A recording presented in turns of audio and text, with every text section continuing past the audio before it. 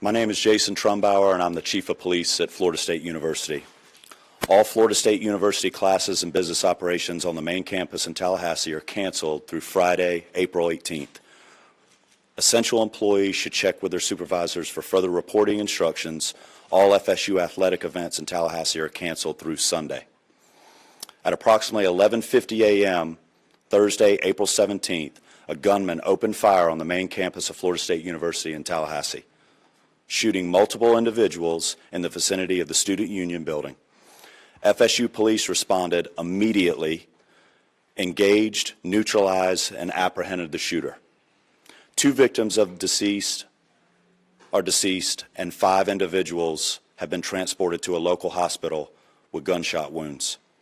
The shooter has also been transported to a local hospital. The 2 deceased are not students.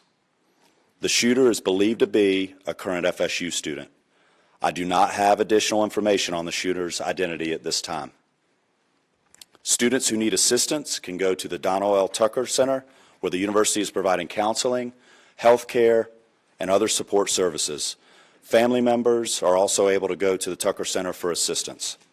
Students, faculty, and staff are asked to call their loved ones as soon as possible to update them on their status. The student union and the surrounding area is still considered an active crime scene. Individuals should avoid the area. Students should not return to the student union to retrieve personal property at this time. Students may return to their residence halls, but they should otherwise stay indoors on main campus to allow first responders and university staff to do their jobs and respond to those needing assistance. Students may depart campus for the weekend. All classes have been canceled through Friday.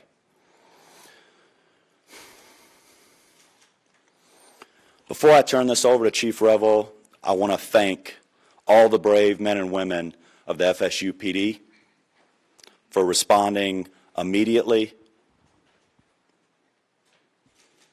to the scene. I also want to thank the responding agencies who have provided assistance to FSU today big time, including the Tallahassee Police Department, the Leon County Sheriff's Office, the Florida Highway Patrol, Leon County Emergency Medical Services, FDLE, and all other responding agencies today. We really appreciate your support. That's all the information I have at this time. We'll have additional update for you later today. Chief Revel. Good afternoon. I am Chief Revel with the Tallahassee Police Department. As the shooting occurred today, our officers, as well as every single other officer in this city and county, responded immediately to this scene. Once on scene and once we began working through what was occurring and what we were working, in consultation with FSU, Tallahassee Police Department was asked to take lead on this. So we will be the lead for this investigation in both the officer involved shooting portion of this as well as the homicide portion of this. I will come up after the last speaker and entertain just a few questions, but needless to say, we have multiple crime scenes. This is a very large area we're covering. We have thousands, hundreds or thousands of witnesses. And again, this is an active, ongoing investigation. So the information that we will be allowed to release right now may be fairly limited. I'll answer what I can at that time. But I will assure you that as soon as we can, any information that becomes available, we will make that available to you. One of the things in the process, and again, understand that this is an ongoing active investigation. So things are happening as we are standing here and as we are speaking. We have identified the shooter, obviously. He's at the hospital.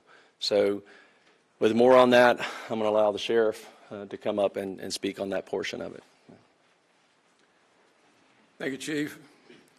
As Chief Revel indicated, I'm Walt McNeil, Leon County Sheriff. First and foremost, let me express our gratitude to the responding law enforcement agencies in this community. Our citizens should feel some degree of comfort knowing that your law enforcement agencies are going to respond and do exactly what we did in this case, that is bring the offender to justice and to make sure that we do what we can to make sure we lock him or her up. Let me say to you, This is obviously a heinous crime. Our deepest condolences go out to the FSU family, the families of the students who are here, and we understand that you all have been devastated because of this person's actions. The question as it relates to who is the shooter is 20-year-old Phoenix Eichner, and he's the son of a Leon County Sheriff deputy. Our Deputy Eichner, has been with the Leon County Sheriff's Office for over 18 years. She has a tremendous job that she's done. Her service to this community has been exceptional. Unfortunately, her son had access to one of her weapons, and that was one of the weapons that was found at the scene. And we are continuing that investigation into how that weapon was used and what other weapons perhaps he may have had access to. The alleged shooter was also a long-standing member of the Leon County Sheriff's Office Citizen Advisory or Youth Advisory Council. So he has been steeped in the Leon County Sheriff's Office family, engaged in a number of training programs that we have. So it's not a surprise to us that he had access to weapons. This event is tragic in more ways than you people in the audience could ever fathom from a law enforcement perspective. But I will tell you this, we will make sure that we do everything we can to prosecute and make sure that we send a message to folks that this will never be tolerated here in Leon County, and I dare say across this state and across this nation. Thank you.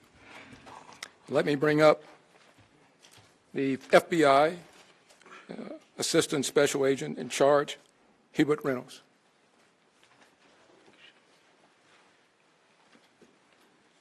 Good afternoon. My name is Hubert Reynolds, and I'm the Acting Special Agent in charge of the Jacksonville Field Office. I want to echo those standing with me what a horrific crime this is, and we stand with you fully. We have an office here in Tallahassee, and we are fully engaged with providing any resources that we can bring to bear to help with this investigation moving forward. We've established a digital tips media line where you can upload photos, videos prior to and during the incident. If you were there from social media, please upload all of that. I will give you now the website address. You can upload any tips to www.fbi.gov/FSU shooting. Again, that's www.fbi.gov/FSU shooting. I want to assure you that we are going to bring every available resource to be able to help the community and the local people here. Thank you.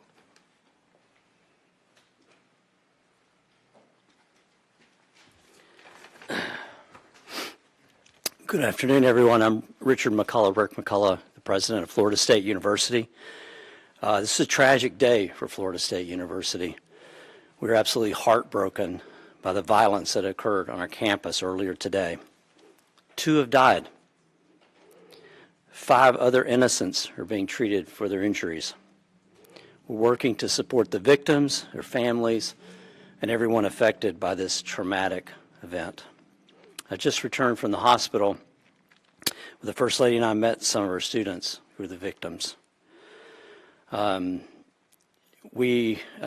hearts go out to our students and the victims of this terrible tragedy. I have to say that our law enforcement, our FSU police officers, are absolute heroes in this regard. The call went out, someone called it in, and immediately they responded to the scene and immediately neutralized the suspect and prevented this from being a bigger tragedy. I want to thank them so much for what they do to try to keep our students safe. I want to thank all the law enforcement partners, FSU Police, Tallahassee Police, Leon County Sheriff's Department, Florida Highway Patrol, and the Florida Department of Law Enforcement, and all other responding agencies for their rapid and courageous response.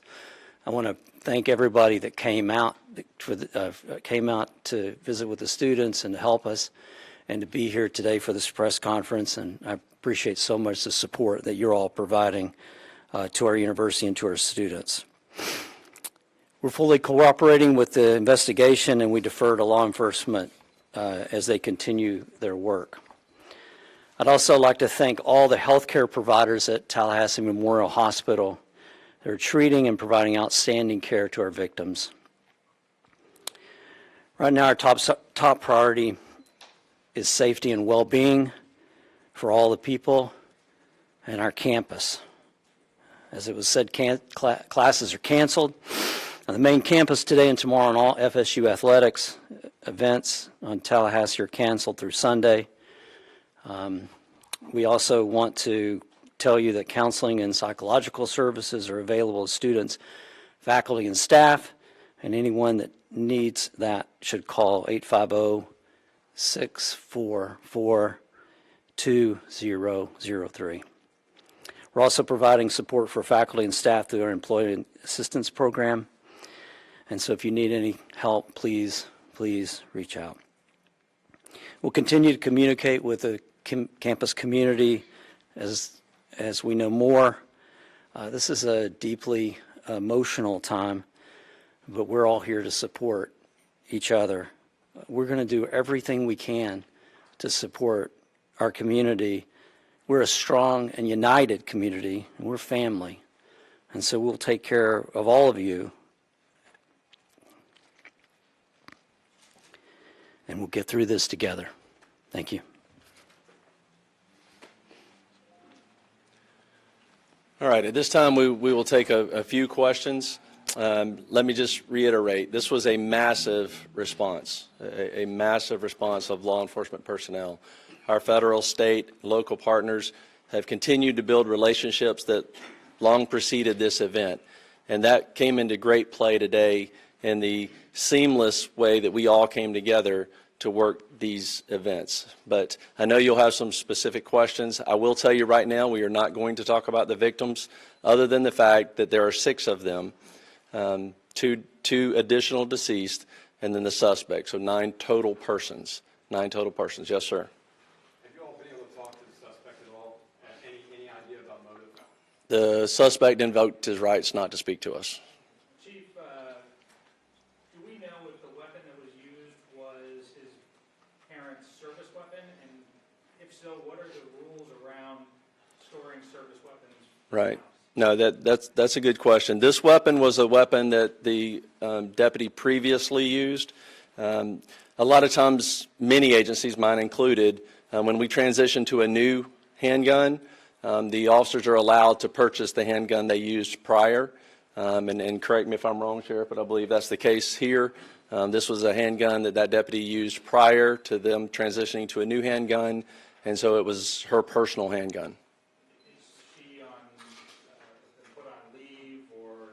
The sheriff would have to speak to that. We will do a thorough investigation to look at all aspects of it. There's no cause right now that we're aware of that would require her to be placed on any kind of suspension or otherwise. Yes, ma'am. We've been hearing stuff that it was a deputy who was a school resource officer. Is that true? That is correct. Yes. Chief, those injured, those killed, or any of those members of law enforcement? I'm sorry? Anyone who died in the shooting or was injured in the shooting, were any of them members of law enforcement, whether it be the No, they were not. They were not. Yes, sir. When law enforcement arrived, did the suspects engage with them, or did he surrender immediately? No, they challenged him and ended up shooting. He did not comply with commands and was shot. Did he fire officers? I do not believe he fired at officers. We've heard that Phoenix may be autistic. Are you able to confirm that detail? I do not have that detail. Is there an ID of the victims yet? I'm sorry? The ID of the victims? We're not releasing any of the victim information at this time. Was the officer aware of any behavioral conditions or concerns or threats prior to this incident? We were not. How quickly did officers arrive on scene from the 911 call to when they engaged the suspect? We will get you that information. I don't have that currently. I assume that would be a question that was asked, but I mean, it was almost immediately. that FSU, obviously this is their campus, and they patrol it very well. So they were on scene almost immediately, engaged almost immediately. And then everyone else, again, was a massive, very quick response. I know you said that the two deceased were not students. Do we know of those 5 that were injured or any of them students? Again, we're not releasing any information on the students on the victims at this point. Specifically, what firearm did he use? I'm sorry? What kind of firearm was he using? It was a handgun. What kind of handgun? I don't know what type of handgun that was. It was probably a 40. I don't know. Yeah. Chief, I heard a report that a shotgun was also recovered on campus. Was that used in the shooting? We do know that he had a shotgun with him. We have not confirmed anyone was shot with a shotgun at this point.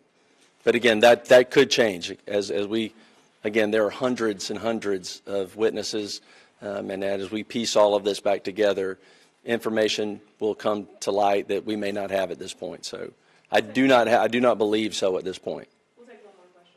Will body cam footage of radio dispatch or any logs be released in the near future? I'm sorry, say again. Will there be any body cam footage or radio dispatch logs or incident reports being released anytime soon? We will work with the state attorney's office, which we always do, in pulling together all the information, all the investigative evidence from this case, and in collaboration with State Attorney Campbell, we will make that determination. Obviously, after the case is over, we will certainly, it all becomes available at that point. But as to what we can and will release at that point, like I said before, we're very open, transparent on these things. Again, the officers did an incredible job. But again, some of this is very horrific. This is a horrific incident. And so we will, again, collaborate with the state attorney's office and determine which of that evidence could be released or will not be released. But again, I will let you know that as soon as we make that determination. So thank you all very much. Appreciate you being here. And just let me reiterate what's already been said. The collaboration between all of the agencies, the federal, the state, the local, all of our first responders, our EMS personnel, our fire department, again, just a massive response, immediate treatment to the victims that were there, the transport of them. Again, it was a very seamless